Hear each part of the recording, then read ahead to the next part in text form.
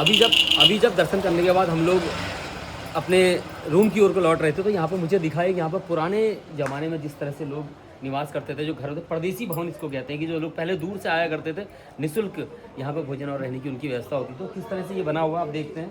ये मेंटेनेंस के अभाव में काफ़ी जीर्ण शीर्ण हो चुका है, लेकिन उसके बावजूद भी यहाँ पर रहने की देख सकते हैं। ये करीब लगभग 3 एकड़ की गली है और इस तरह से ये रहने की व्यवस्था, खाने की व्यवस्था यहाँ पर करी गई है। और ये देख सकते हैं, ये खिड़कियाँ हैं, दरवाजे हैं, और पुराने मतलब कई सदियों पुराना। मैंने इनसे पूछा कितने साल पहले, बोले कि कुछ हमें याद ही नहीं है, सदियों पुराना ये मकान यहाँ पर बना हुआ है। और पहले जो यहाँ पर रहने की देखिए कितने ऊँचे 2 मंजिला 3 मंजिला मकान है, बिना कॉलम बीम के बना हुआ है। और करीब करीब इसकी 14 इंच की दीवारें हैं, कोई कहीं पर 14 इंच और कहीं पर 18 इंच की दीवार है।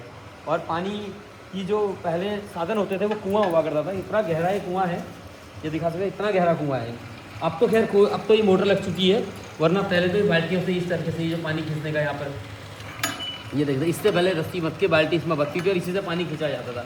मैं आपको कई सालों पहले की बात बता रहा हूँ, जो ये मुझे बता रहे हैं भाई साहब यहाँ पे ना, ये परदेसी भवन के नाम से इसे कहा जाता था। पहले इतने होटल, रेस्टोरेंट, ये अपना क्या बोलते हैं, लॉज वगैरह, गेस्ट हाउस वगैरह नहीं होते थे। तो ऐसे ही जो प्रदेश से लोग आते थे, कम लोग आते थे, तो इतने में ही सारी व्यवस्था हो जाया करती थी। ये देखिए, ये देखो 1333, बाप रे, देखो 1333 में बना हुआ है 1333 का कुआं है। वाह, इतना पुराना ये मकान, यहाँ पर 1333 का बना हुआ है ये मकान।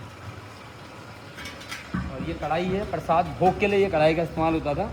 मुकेश भाई ने बड़ी मुश्किल से इसे हिलाया है, इतने मोटे इसके कुंडे। अगर ये मुझे मिल जाता हमारे बैंक्वेट हॉल में, तो कढ़ाई में बनाई जाएगी मिठाई है। आधा सिलेंडर खत्म हो जाएगा था पहले। हाँ, गर्म होने में आधा सिलेंडर खत्म हो जाएगा, इतनी मोटी कढ़ाई। आलू गुड़ का हलवा गुरुजी से कुछ इसके बारे में जानकारी लेते हैं। तो गुरुजी, ये आपके दादा परदादा, आपके पूर्वजों का ये मकान हुआ? अच्छा, आप कौन सी पीढ़ी इस मकान में रह रहे हैं अभी? 2 पीढ़ी का है। अच्छा, लगभग ये 200 साल पुराना होगा मकान? एकदम आराम से 200-250 साल पुराना मकान है। तो आपका बच्चे परिवार से इधर ही रहते हैं?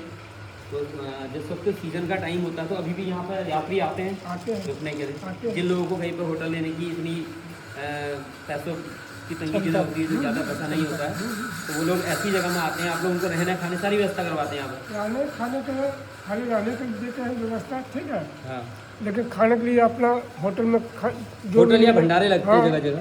जगह जगह पर जहाँ भी भंडारा होता है वहाँ अपना खाइए। आपका नाम क्या हुआ? मेरा नाम हुआ जमुना पंडा। जमुना पंडा, जमुना प्रसाद पंडा। वाह, क्या बात है। कमरे भी देख लो कैसे हैं कमरे एक बार ये खुल सकता है? ये कमरा खुला है।